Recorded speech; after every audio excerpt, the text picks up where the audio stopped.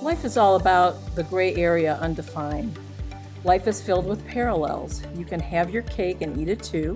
You can choose to live your life out loud, or you can choose the in between or the middle of the road. Inside the gray area, that's where life happens. Welcome to Inside the Gray Area, sponsored by McGregor.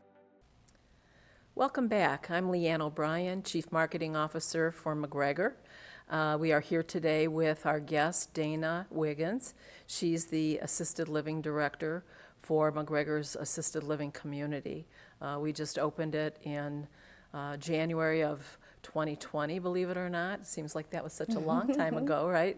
But it wasn't, and it was a trying time during COVID for sure. But we're here today to talk a little bit about, we know the fact that helping a senior make the choice of moving out of their home into an assisted living organization is a very stressful situation. It's stressful on the senior, it's stressful on the family member as well.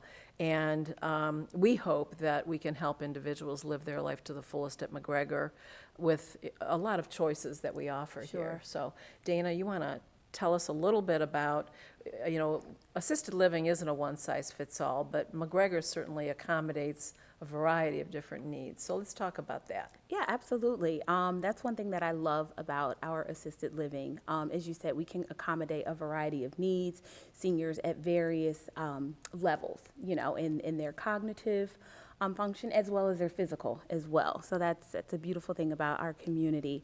I think what I enjoy most about our assisted living is the camaraderie that I see amongst the residents, the teamwork and camaraderie that I see amongst the staff. Amongst the staff. Yeah, as well. It's really a beautiful thing. It's really nice on the resident side when we have new residents coming into the community and how they are welcomed and embraced by our existing residents. So that's a really nice thing. It can certainly be scary, I think, as you mentioned before. So to be sort of welcomed, with open arms is a really great thing.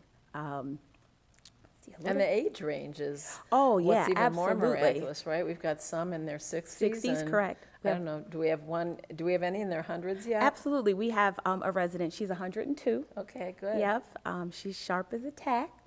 But yeah, just residents at various age levels as well. And still that same, camaraderie and welcoming sort of spirit you see amongst them. We do a lot of fun, exciting things in our assisted living. We had a senior prom last year. I saw those pictures. Yeah, it looked great. It was fun. It was a lot of fun. It was really great to see the residents, some of their children were their dates, so that was really cool to see. We had a prom king and queen. Recently, we've done some evening concerts that have gone over really well. We've had some like Valentine's Day dances. Those have gone over. I know last August we had jazz on the patio. Yep, and that I was think good as well. we reinvented that again this past June. Yep, we had a jazz event right Yeah. after dinner. Yeah. It was sort of a campus-wide event, so it was really nice to have residents from various parts of campus in our community. Trying to think what else. There's a lot that happens in the assisted living. Well, and it's really their choices. I mean, the Sure. calendar and the activities that you come up with aren't based on what the staff thinks. It's really Correct. totally what the residents want to do. Absolutely. Our activities director, she does a really great job of gauging what the residents want to do and sort of shapes the calendar based on that. And she's certainly always, welcoming input to put different, new things on the calendar as well. The interests of some of our new residents may not be the same as our existing residents. So we want to make sure that we are finding out what their interests are and incorporating those types of events or activities onto our calendar. Sure. We had a similar discussion with one of our independent living residents, but, I think one of the observations that many of us have made in this industry is that the ones that really plan for their future, the ones that really seek out knowledge about what assisted living offers, how one differs from another, and makes decisions on how they want to live their life in the future, it seems like those individuals do so much better than the ones that come at it kicking and screaming and not wanting to come in. And not to mention, how hard it is on their adult children Sure. who are trying to find the best lifestyle for them. But clearly the ones that embrace it are the ones that you just see thriving beyond belief. Yeah, it's interesting you say that because I have seen that in our community. Residents who, during that initial sort of touring process and, thinking about the idea of assisted living, those that have said, I am making this decision, I know this is where I want to be, you truly do see them thriving in the community. Yeah. And I know when we do tours of the community as well, it's important that we involve the senior in the conversation and the discussions. It's not just, addressing their children who may have brought them along on the tour. So I guess, one of the messages we like to share with our families is involve your parents in the decision-making process. Yeah, absolutely. Part of that process when they do come over and tour, when they're exploring the idea of assisted living, is I am having a conversation with that senior or older adult. So talk to me about what interests you in assisted living. If you were to come to our community, what sort of things would you like to be involved in way of activities? Talk to me about what your needs are. It's incredibly important for them to be a part of that conversation. Right, yeah. And I think one of the other things that makes our McGregor Assisted Living so unique is the 5 levels of care. Let's talk a little bit about how we help people grow through all the seasons of their life. Yeah, absolutely. So we can serve residents, I think, as I mentioned earlier, at various cognitive levels as well as physical levels as well.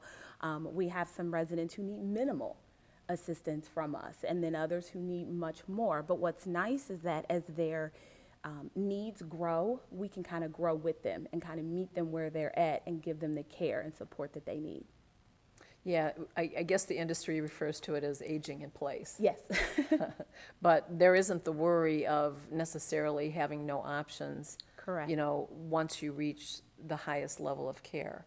I think we afford individuals an opportunity that if they live beyond their financial means, we have other alternatives that still keep them in our assisted living. Yeah, absolutely. In our community, as you stated, if someone lives beyond their financial resources, we do have a affordability program where they can remain in the assisted living and receive assistance, to keep them there, financial assistance to keep them there. So that's not a worry that they should have if they're coming to our community. Exactly, and I think a lot of people fear that their next step after that is always going to be a nursing home. But at McGregor, that's not necessarily correct the only option available. Yes. We've got some other choices. So absolutely. yeah, so definitely helping them, live their best life, that best quality of life. Let's talk about how do people pay for assisted living? Sure. Sometimes that's a tough question. People sometimes don't want to ask it or don't want to know the answer, I guess.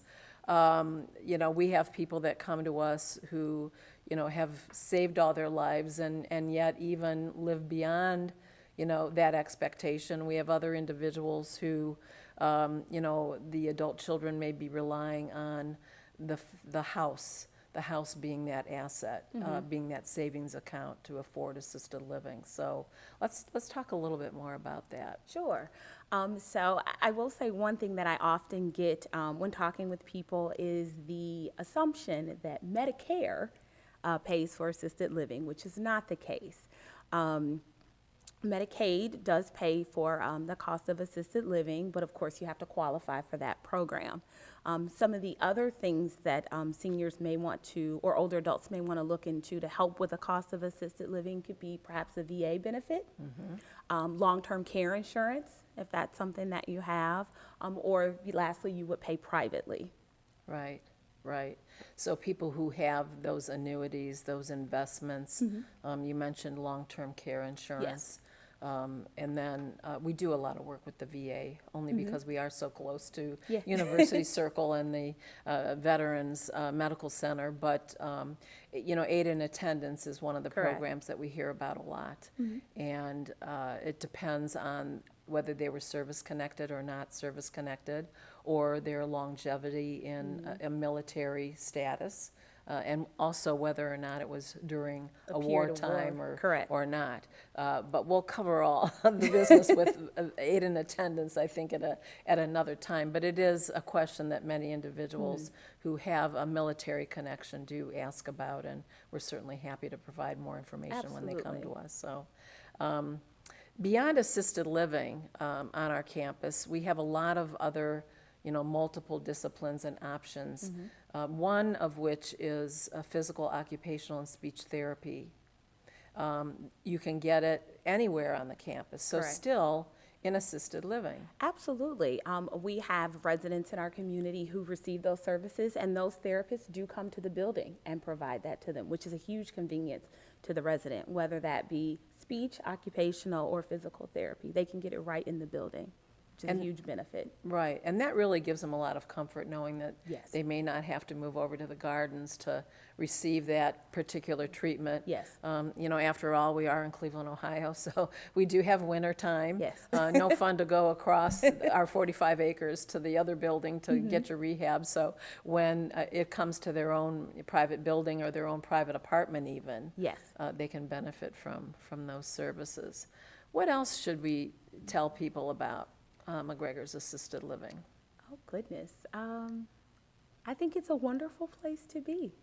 Like I said, the camaraderie, the teamwork, the welcoming environment, we truly do foster a real sense of community within our building.